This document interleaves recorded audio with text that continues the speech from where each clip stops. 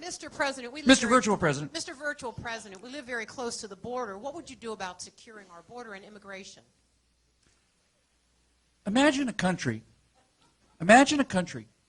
where not only are the borders secured by armed guards, but once you entered the country, if you even spoke about politics at all, if you even mentioned anything politically, you would be deported.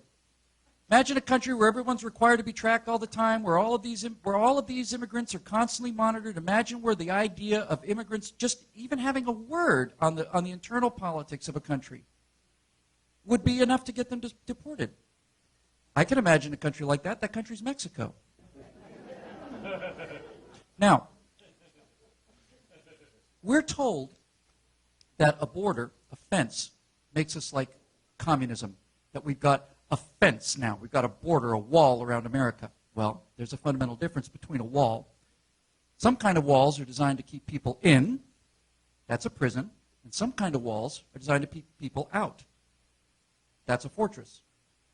We have this insanely open border where anybody enters all the time. And we're told by the president during his inauguration that we shouldn't close off immigration to all engineers and doctors and stuff. And I'm sure if you sit there on the border of Arizona or California, you see nothing but engineers and doctors coming over every single night, ready to provide engineering and doctoring to America.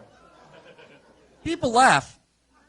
People laugh because it's absurd, and it is absurd, but this is kind of the point, isn't it? So let me say a couple things about immigration and why we need to secure this border. The first thing I'll say about immigration is this. Everybody in America is an immigrant.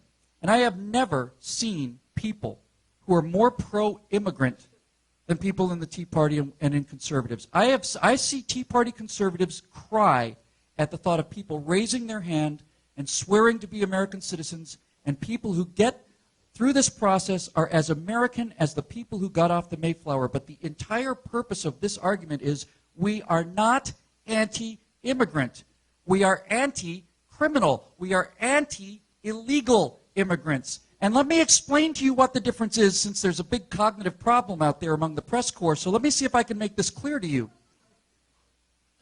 Illegal immigration is not just a slap in the face, it is a spit in the eye of every single legal immigrant who throughout the world has spent 7, 8, 10 years of their lives, thousands and thousands of dollars, have done everything exactly right in order to come here permanently and become a new person, a new American, just like the rest of us. Not a hyphenated American, an American. They are Americans who were born overseas. Ronald Reagan talked about these people who were hurtling through the darkness towards home. I understand this better than anybody.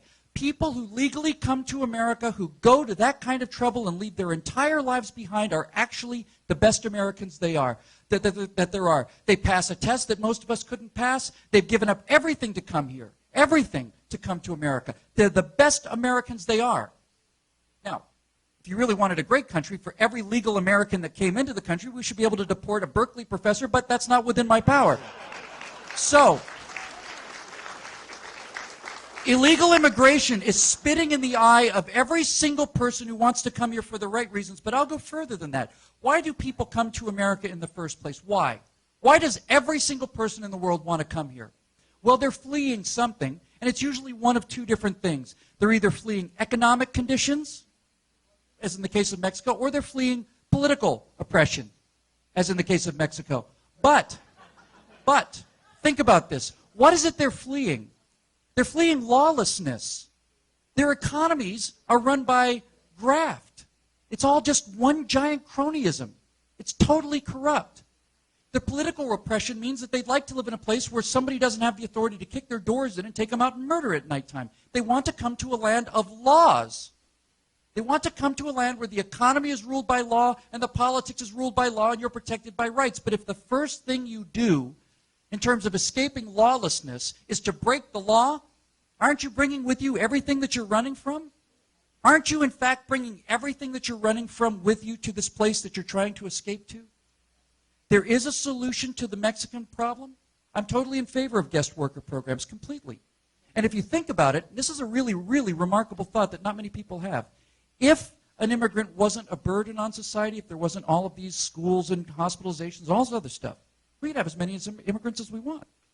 As long as we could keep hiring, we bring them in, and when we ran out of jobs, off they go. Guest workers, there may be a place for guest workers.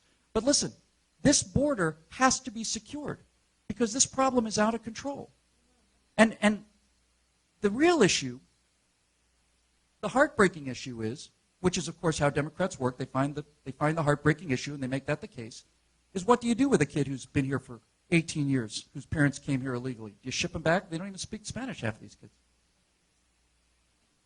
We have to be practical, we have to be reasonable, and I think the deal may be that you grant those people amnesty, but they get the amnesty after the border is secured and not before, because if we don't secure the border first, if we don't stop it first, we're going to get more and more and more of what we got in the first place. No, we're just going to let it happen this time. Now we're going to make an amnesty this time, 6 million amnesty, 20 million amnesty, 50 million amnesty. No, it's got to stop. It's got to stop now. This is not anti-immigrant. We want all the immigrants we want. As a matter of fact, I'll tell you what kind of immigrants I would take right now. In France, they have raised the tax rate to 75% on people making more than 1 million euros. Do you know who's left France? Think about this. Gérard Depardieu has left France, and Nicolas Sarkozy has left France. Gérard Depardieu is an actor, but he is the embodiment of France. He's their John Wayne. Sarkozy has left France. He's their former president. So think about a world where John Wayne and Ronald Reagan leave America. Leave America. That's how bad they are. So when we say we're anti-immigrant, we're not anti-immigrant. For instance, I would say to every single person in France who's got a business, I'd say, you can come to America right now. Bring your money, bring your skills, bring your employees, bring your businesses. You can live here as American citizens. Your top tax rate will be 15% on your corporations, and you can live here as free people. Come on over. The water is great. And we would have all of this money, all of the skills, all of these abilities. America should be the great place for people with brains and money to come to. We used to be that case. And when it says we accept, when we say give us your huddled masses, it doesn't say just give us only your huddled masses. We should be able to take some people with some skills, too. They're real people, too, you know. People who've worked their entire lives and worked hard and built up a business and some capital and an education. Next question.